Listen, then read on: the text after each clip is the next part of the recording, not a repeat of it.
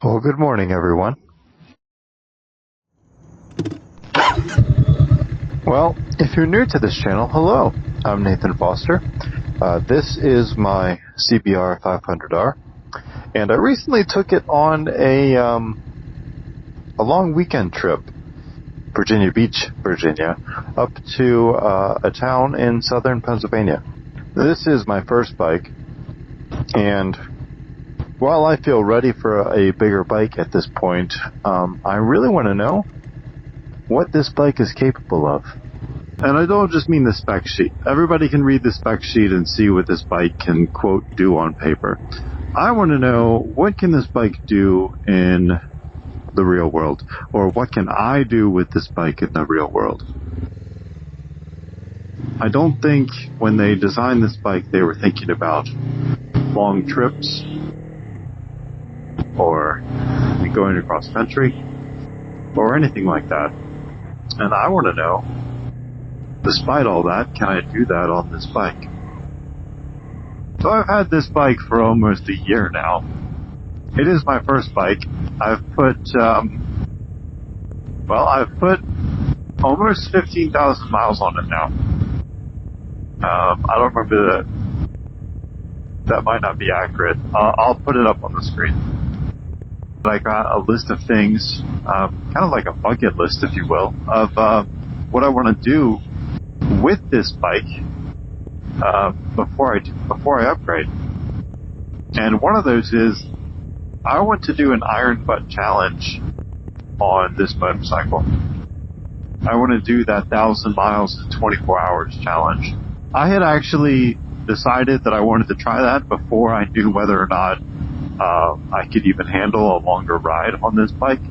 So when I had the opportunity, the time came up to visit family, I was like, hey, I'm taking the bike. I need to find out, can I actually handle a longer trip? I figured if I couldn't, no big deal. I'm going up to see family. I can manage and then, just come right back home. But it went really well. So here's what I learned. First off, I did learn that despite that this bike does have you leaned over a little bit, but despite that, I wanted to know, okay, is this rider triangle comfortable? Which on that note, I am 6 foot, about 215, 220 pounds, somewhere in there. I don't know specifically or exactly. And I've got 32 inch seat. And I'm quite comfortable on this bike. Now, it does have an upgraded seat. It's got a Corvette seat on it that came with it when I bought it. Thank you so much to the person who had this bike before me. That's a big upgrade on a little bike. So I was curious on that trip how my back, how my wrists would handle it. I did learn from another YouTuber. I wish I knew who it was. If I remember, I'll put their name up on the screen. He was talking about super sports and how you're supposed to hold on to a super sport. And I took that information and used it for how I hold on to my bike.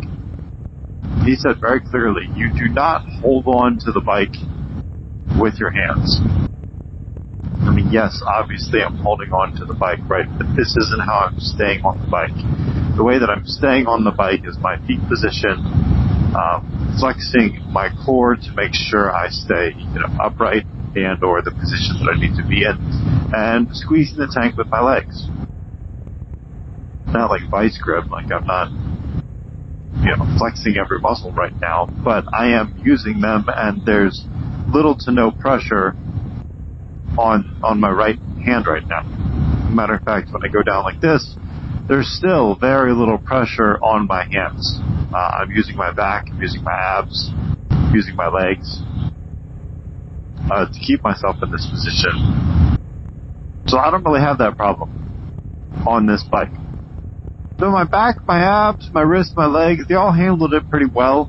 I did develop a couple strategies on the way to keep myself relaxed and stretched out.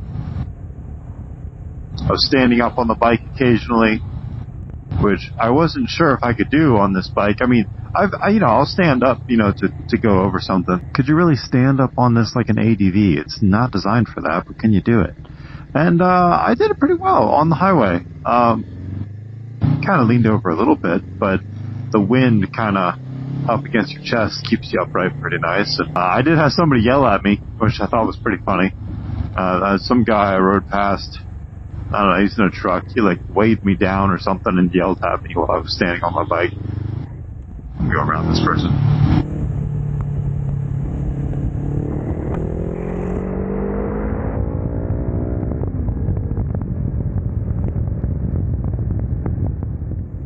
They were accelerating while I was trying to get past them. But yeah, I was up like this.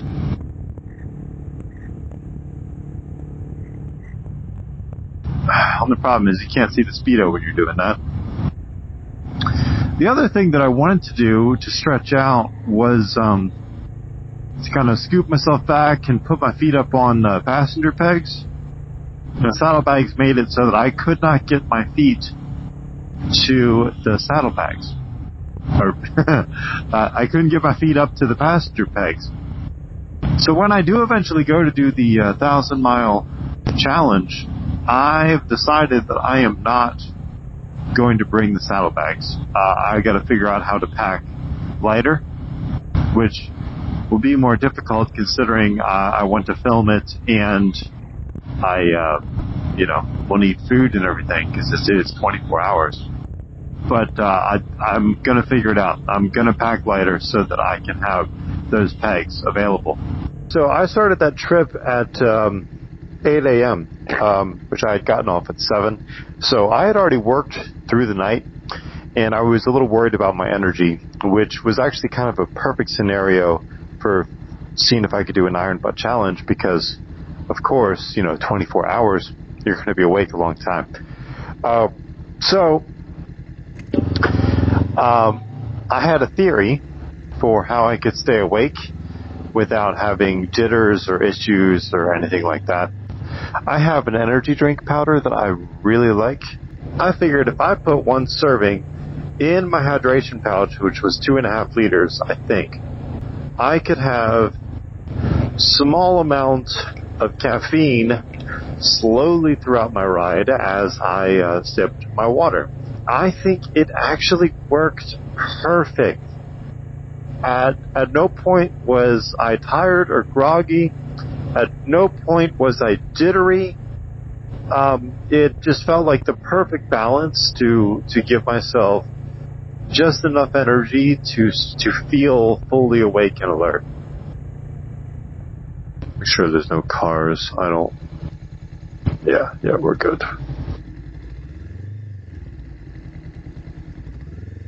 Hello, gotta tighten up those slow speed skills. I love living at the beach. Could it be more perfect? So all that being said, there's a couple things that I need to do with this bike and that I need to figure out before I'm ready to do that 1,000 miles. First off, my hands were vibrating a little bit on the bike. It wasn't too bad, so I'm wondering if maybe I'm actually okay. Once I realized it, I just adjusted my grip, and it didn't bother me anymore. But once I got to my first stop, I realized that I had a problem. The other thing I got to figure out is I need new tires on this bike. I've put a lot of miles on them, and I'm desperately ready for new tires. And I've got a small oil leak in the bike that I need to get sorted. The last thing I got to sort out is the money. It's only 1,000 miles, I could just say, whatever, we'll just go do it. But, kind of trying to operate on a responsible budget here. And going 1,000 miles all at once is, worth a couple weeks of commuting. I am absolutely ready to do the Iron Butt Challenge. I got a couple things to get sorted, but oh man, if I could, I would do it next weekend. Soon enough. We're going to do it. I'm going to take y'all along, and we'll see how it goes. I'm a little nervous about the timing. Making sure that I stay in time. I don't want to fail my first attempt, but hey, if I fail my first attempt, no big deal. I will be very disappointed. I will still share it with y'all, and then we will try it again. We're going to do this thing. But if y'all have enjoyed this video, drop a like on it. If you're still here, I am sure you have enjoyed it, so please drop a like on it. Let me know. And if you made it to the end of the video, leave a comment telling me what motorcycle you think I should upgrade to. Everybody else reading the comments will be so confused because that's not what we were talking about in this video. But I'll know, and you'll know. We'll know. Y'all made it to the end. Alright, that's it for me. I love y'all. Nathan out.